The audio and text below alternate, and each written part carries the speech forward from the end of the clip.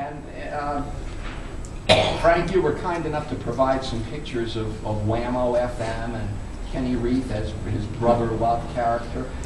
Tell me about how that happened. I mean, Whammo at that time, and you were working there already, was a rhythm and blues radio station. Right, and the rhythm and blues they played back then were really the basis of a lot of the oldies, the soul oldies that you play, Frankie, and that you still hear on 3WS and other stations that play classic music. And I'm not old enough to listen to your show, so. No, I old enough to remember mine. Mainly the talk era. Yeah. But progressive music was just coming into being. There were a lot of new groups coming out. And there were stations already in San Francisco and I believe New York, which had begun experimenting. And I'm glad you point out that Whammo was primarily a soul station.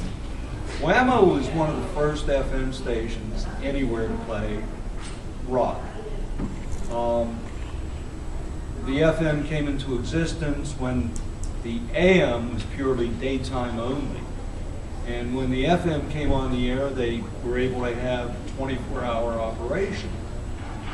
And it was known as the double Whammo. And it had a very good following in the city and beyond. And when the new music came out, it was an excuse to experiment during the evening hours and put it out there and see if anybody would listen. And it was really appealing to a different audience, but yet a good portion of the same audience. And there were some songs at that time. A Whiter Shade of Pale was one of the top 40 songs. It was crossover. You could play it either on Brother Love or on regular Whammo. It was part of their top 40. And Kenny created the persona of Brother Love. And just to be funny, he called me Frank the Freak. And all I can say is it caught on. Radio is a business. It attracts advertisers. And the hours expanded. And the unfortunate thing is that I was only with it for a very short time. This was 1968, which was really a watershed year news-wise. And it was also the year I graduated from a place called Duquesne, a couple blocks down the street from Whammo. And I ended up getting drafted. And one of the bits Kenny had was, well, we're going to take the freak down to the draft board. We're going to get this bathtub, and we're going to carry him down to the draft board in a bathtub.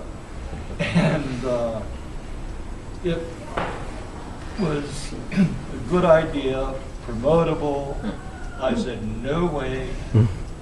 I figured if that did happen, for sure I would be cannon fodder. Once they had my name on the line and gave me the oath. But that occurred over the summer. I disappeared. I went to basic training. I came back home on leave Christmas of '68. And Kenny, of course, wanted some time off. I said, hey, I'll do the show for you. And I did several programs. December of 1968. And one radio experience I will never forget is doing the show on Christmas night. Everybody else in town was playing Christmas music. Or they had church services on. And there I am playing Frank Zappa. And the phone just started ringing off the hook with all these people who were discovering us. And the unfortunate thing at that point is that I was going back to the Army. And that I did. And luckily, part of my personal experience, possibly because I had the radio background, I ended up as a 71R20, which is a broadcast specialist, which when I went to the big war and we played songs like Country Joe's Feel Like I'm Fixing to Die Rag, if any of you recall that, Alice's Restaurant, it was a good bathroom record, as they say in the radio business, you know, a 20-minute long song.